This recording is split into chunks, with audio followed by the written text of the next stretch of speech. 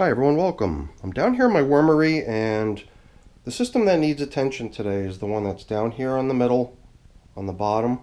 It's the system where we've been trying to test how twine on one side of the bin versus cotton on the other side of the bin is going to do as the bedding for the wormies. And I kind of screwed up the feeding last time. Last time the cotton side got fed, even though the twine side was due. So today we're definitely feeding the twine side. So let's get that system up on the bench, try to set things straight as far as getting the twine caught up on feedings. And while we're in there, we'll also see how things are progressing on the cotton side. Only 8 days since it was last fed, so won't be much different from how it looked last time, but I think it's due for a feeding on the twine side. So let's get started. Today, not only the food is vivid in color, but so is the bedding. In fact, they almost seem to match. Matching bedding with food. Man. Breakthrough, new things in worm farming, stuff no one's tried before.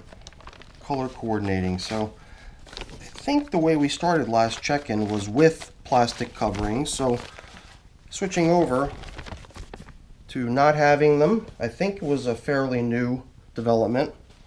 And you may have noticed that one of the things that they're getting as part of their feeding is some coffee, including a nice new coffee filter, which will become our new feeding zone indicator once we feed on the twine side, not the cotton side. Here, I even made myself some notes, okay? And I did this last time too, but it didn't seem to help. But down here, twine side due for feeding was skipped over. Oopsie doopsie. So yeah, 10 times this system's been fed so far. This will be feeding number 11, and I think last time we went almost a couple weeks before the thing got fed, so there's usually a pretty good interval between my feedings. Wow, lots of moisture in here. And I think that was sort of just a throwback to the way things were working in the winter when the things were a little bit slow in my systems. But now, as things are warming up, the worm activity seems to be increasing. So I'm thinking we could probably get in the habit of checking in more frequently or increasing the size of their feedings. One way or another, taking advantage of the fact that as a whole, the system will probably have a greater appetite than it has previously. You know, naturally the population tends to grow too over time, so it's usually whatever number of worms you started with and then some added to it. So I've kind of been looking for maybe little deposits of twine that may have been jumbled together, because I guess we did end up on the twine side here, which is where we're going to feed. So maybe we'll just take care of getting the food in here for these little guys. And it almost makes me feel weird about putting that tomato in here, because it's going to dump out so much moisture, and the system just does not seem like it needs any more moisture. Although, you know, for 100 and, how much did it say over there? 121. And this will only be feeding number 11, so I think there's time enough for the system to eventually lose some of its moisture to evaporation. But I think to help that, we might have to just do away with that newspaper covering that was on here. Maybe really let this system ventilate a bit. Wow. Definitely seems a lot muddier and gooier than what I would like. And I guess we've been doing this in all my systems, you know, trying to switch over to a solution with the coverings that kind of remains in lockstep with the changes in the humidity in the air in the house as the seasons change. So whatever, I'm not going to sweat the moisture. We're just going to go ahead and feed as we intended to. But you know what? As long as we're going to go ahead and retire this as a top covering, or should we? Should I just stick to having it? Ugh. I don't know why I'm so torn. I was just thinking of putting it in here dry. It could become a foundational piece of bedding that's already been in the bin for some time now. It's already got some nice, probably microorganisms living on it to help give the feeding a little jump start. So yeah, you know what? I think we're going to switch to uncovered in this system. We'll go ahead and repurpose the top covering down low within the system, and here too, one of my bedding solutions that used to be my de facto bedding solution, which is just dry leaves, has been getting a little bit of neglect recently due to my adoption of a lot of shredded paper lately, because of me having a nice shredder now. But I do want to occasionally bring the leaves back into use, especially where there's plenty of time for all the sticks and stems that come along for the ride with the leaves to break down, because that's one of my pet peeves usually, is to try not to include leaves and feedings that I know are, you know, possibly one of the last few. I've got a much more anything goes sort of take on it when it's a newer bin, when there's, you know, time to break things down that need that time. Yeah, but systems that are, you know, approaching their harvest date and their completion, I think are better off not having any stuff in it that take a long time to break down. So we went ahead and we threw the old coffee filter down into here as bedding. I don't see there's a real difference in tearing it up or not. Maybe it helps a little bit, but it probably doesn't matter much. And then in comes the yummy foods. Now, this thing's frozen. I had thought about maybe trying to power through it with a knife to break it, but it might even be more interesting this way, to just drop it in the bin as is, and maybe we'll have a big worm party over there next to it next time we come in. So why don't we leave it that way? It should make for an interesting check-in next time, but I think we could use a little bit more filler around here. So why don't we stick to my theme, which has been my generosity kick with bedding. And I guess other than the tomato, I like the fact that all those paper bits and all these leaves are all going in here dry. Why not? We'll even go with some of my dry worm chow into here. Really go to town on this feeding for them. So I guess we can start bringing some of this fairly damp material to rest right on top of that fairly dry feeding area. But as soon as that tomato starts to gush out juices and that chunk of cucumber start to release their moisture, I think it's going to change down there. Not to mention the fact that we're now enveloping the whole thing with moist, damp castings, very damp castings for that matter. So I'm curious to see what the moisture situation ends up looking like in here next time we come back in. I'm not too worried about leaving my systems uncovered.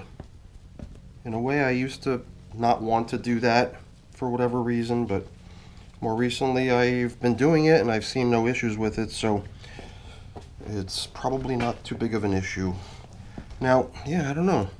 I'm curious if anyone spotted any twine. I wonder if any twine might be resting out here on the surface. I'm certain there's good bits of it in here.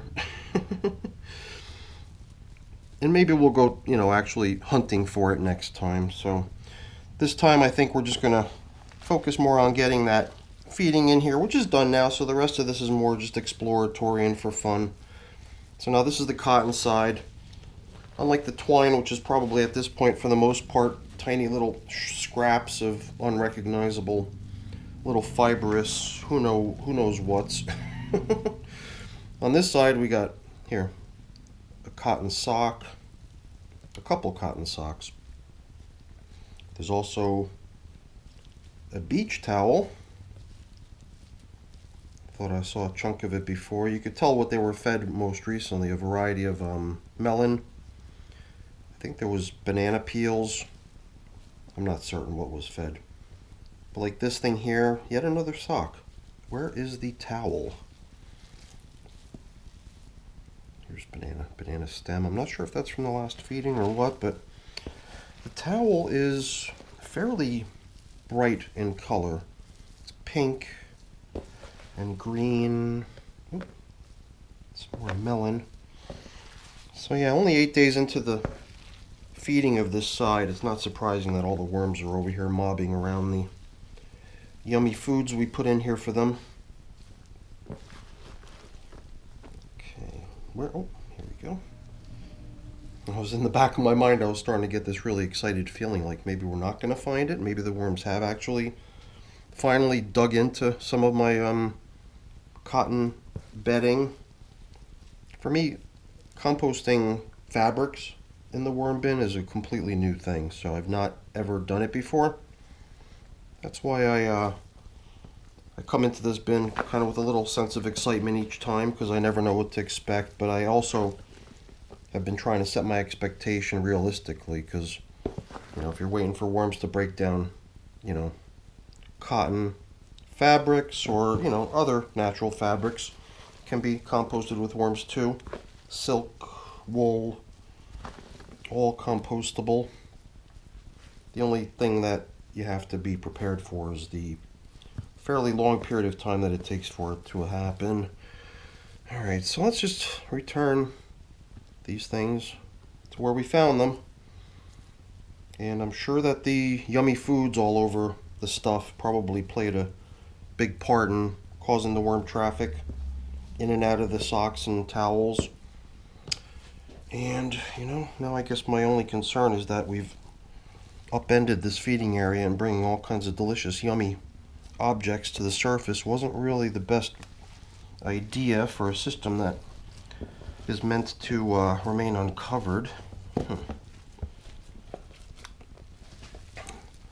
guess what I'm trying to do now is sort of flatten out this feeding area, get it a little bit lower. Maybe it's got a slightly larger footprint than it had earlier. But maybe we could bring over some of this more broken down material over and cover up with it. I don't know. Maybe I should just go hog wild and give this whole system a nice coating of fresh bedding across the entire top, give it a nice earthy look, and at 120 some odd days, there's still plenty of time for it to break down, don't you think? And being dry might be just what the doctor ordered, as something that might actually help with the absorption of a little bit of the moisture that's down here in the system. So I think it sort of spoke to us, right? The system said, give me dry bedding. And we did just that. We gave it exactly what it asked for. Now, I guess it's an opportune time to do something which might cause a little extra worm traffic out here on the surface, is to bring in the worm chow. I think we did sprinkle some down into the feeding. But what I'd like to do is just scatter it randomly throughout these leaves. And I've got a hunch that the worms are going to spend a little bit more time out on the surface than they normally would. Despite the fact that it's a lot of dry materials, I think we're going to find very few leaves next time we check in here. I got a feeling that the worms are going to come up for the chow, come up for the leaves, nibble on it, and put a big dent in it. That's my guess. Hopefully that's what happens here. So I guess the only other thing remaining is using up the last few squirts of my BTI solution. See if I can get just a couple squirts in here so I can treat the system. It's had a few treatments already, and I didn't really see any flying insects in here, so I didn't really feel the need to go crazy drenching the system with this stuff, but I do feel good adding it to each check-in in each of my systems, because it does seem like it's been working on reducing, or for the most part eliminating, the flying insects in my system. So I think we're done here. All I got to do now is put things away. No covering up needed. Try to get some of this filth off my gloves too, but I'll take care of all that stuff off camera, because that's boring. Before I go though, let me really quickly say thank you. Thank you so much for watching. Hopefully you enjoyed the video. If you did, as always, please don't forget to leave me a quick thumbs up before you go. And if you haven't done so already, please also consider subscribing to the channel. Alright everyone, have a great day. Thanks for watching. Bye-bye.